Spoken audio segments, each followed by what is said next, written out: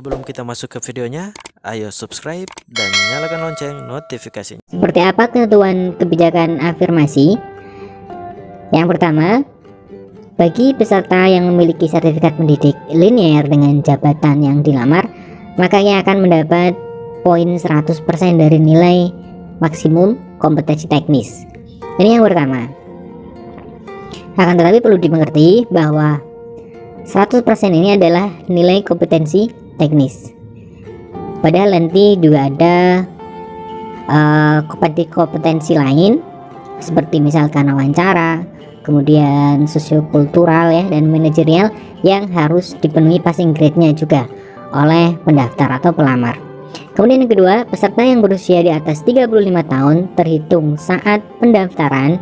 Jadi ini perlu kita garis bawahi, saat pendaftaran, dan berstatus aktif mengajar sebagai guru selama 3 tahun sampai saat ini berdasar data Dapodik mendapatkan tambahan 15% dari nilai maksimal kompetensi teknis.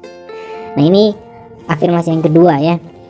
Kalau dulu 40 tahun, tetapi kemudian ini direvisi oleh Kemendikbudristek 35 tahun ke atas terhitung sejak mendaftar. Jadi nanti pendaftaran dibuka seperti berita terakhir, yaitu di pertengahan bulan ini, bulan Juni. Maka ketika mendaftar sudah 35 tahun ke atas mendapatkan afirmasi ya 15% dengan syarat sudah mengajar aktif selama 3 tahun, dibuktikan dengan data di Dapodik. Ini yang kedua.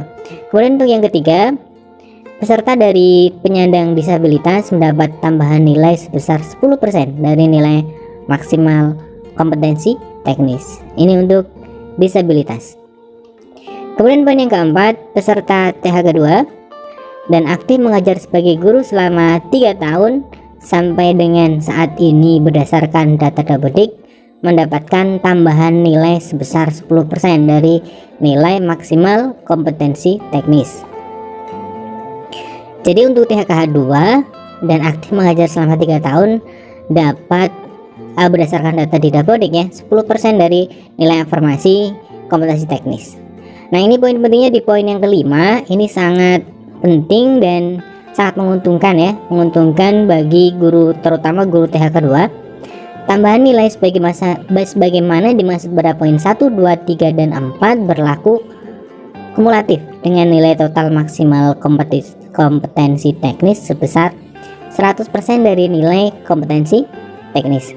Artinya misalkan dia termasuk guru honorer yang masuk di data BKN THK 2, maka dia dapat 10%. Otomatis THK 2 ini dia berusia misalkan 36 atau lebih dari 35 intinya, maka dia dapat 15% dari nilai maksimal kompetensi teknis. Artinya dia mendapatkan 15 plus 10 ya, 25% dari kompetensi teknis.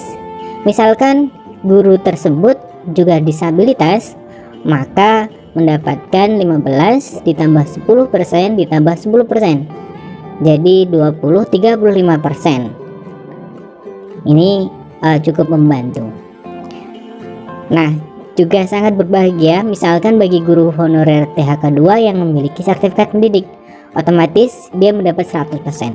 Terus bagaimana, banyak pertanyaan bagi teman-teman yang menanyakan, misalkan dia sudah memiliki serdik, otomatis dia dapat 100% nilai kompetensi teknis.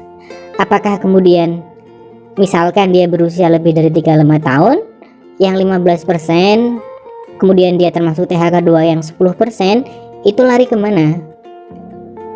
Nah, dengan poin 5 ini dia kumulatif nilai total maksimal 100%. Artinya ketika dia memiliki sertifikat pendidik, dia dapat 100% nilai kompetensi teknis, maka untuk afirmasi yang lain tidak berlaku karena maksimalnya dari nilai kumulatif afirmasi yaitu 100%. Jadi tidak dilarikan ke misalkan kompetensi yang lain ya, kompetensi manajerial ataupun sosiokultural, tidak, tetapi maksimalnya adalah 100%. Ini adalah berita terbaru dari portal SSCASN ya, thebkn.go.id tentang kebijakan afirmasi. Nah, sekian informasi dari kami. Ini adalah informasi yang terbaru. Jika bermanfaat silahkan share ya. Share video ini kepada teman-teman yang belum memahami, sehingga nanti bisa memperlancar dalam proses pendaftaran dan juga seleksi. Semoga dapat lolos ya.